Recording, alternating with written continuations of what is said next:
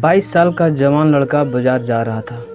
आज उसके जीवन की पहली कमाई यानी कि उसकी पहली सैलरी आई थी। अपनी पहली कमाई से वो अपनी माँ के लिए चप्पल खरीदना चाहता था। बाजार में एक अच्छी सी चप्पल की दुकान देखकर वो उसके अंदर गया। दुकान वाले से कहा, सेठ जी, लेडीज के लिए एक जोड़ अच्छी सी चप्पल दिखाई। दुकान वाले ने लड़के को चप्पल का नाप पूछा। लड़के ने कहा, मुझे पैरों का नाप तो नहीं पता, लेकिन मेरे पास मेरी माँ के पैरों की एक आकृति है। क्या आप इस आकृति को देखकर इसके हिसाब से सही चप्पल की जोड़ दे सकते हैं? दुकान वाला लड़के की बात सुनकर आश्चर्यचकित था। दुकान वाले ने कहा कि भाई, हमने कभी भी इस तरह आकृति के हिसाब से चप्पल नहीं बेची है, और भला कोई आकृति दिखाकर चप्पल क्यों खरीदेगा? खुद अपनी माँ को यहाँ लाकर उनके पैरों का नाप क्यों नहीं दे देते? लड़के ने कहा, मैं शहर में रहता हूँ और मेरी माँ बहुत दूर गांव में। मेरी माँ ने जीवन में कभी चप्पलें नहीं पहनी है, फिर भी उसने बहुत मेहनत करके मुझे पढ़ाया लिखाया और इस काबिल बनाया कि मैं अच्छी नौकरी कर सकूं।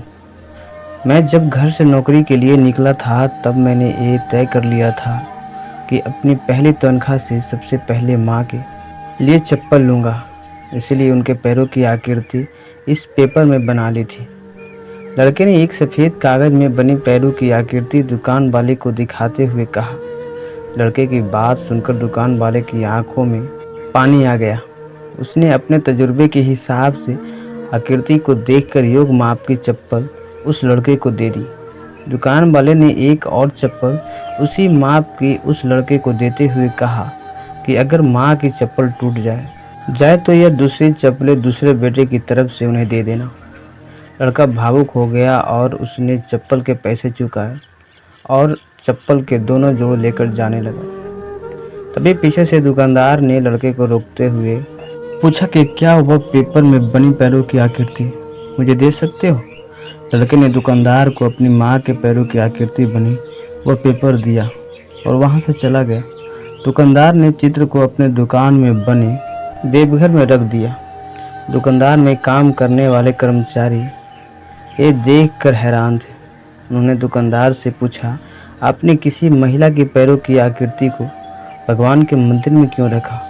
दुकानदार ने कहा, यह किसी साधारण महिला के पैरों की आकृति नहीं है, यह एक बहुत ही महान माँ के पैरों की आकृति है, जिसने इस लड़के को इतने अच्छे संस्कार से पालन पोषण किया है कि इस लड़के की तरक्की को कोई नहीं रोक सकता। और मुझे भरोसा है कि इन पैरों की कृपा की वजह से हमारी दुकान भी हमेशा हरी भरी रहेगी और दुकान अच्छी चलेगी। दुनिया में माँ हर किसी की होती है, बिना माँ के जीवन संभव नहीं है, लेकिन बहुत कम खुशनसीब लोग होते हैं जो माँ का महत्व समझते हैं और उन्हें हमेशा खुश रखने का प्रयत्न करते हैं। तो दोस्तों, कैसी लगी हमारी ये कहानी कमेंट में हमें ज़रूर बताएं। धन्यवाद।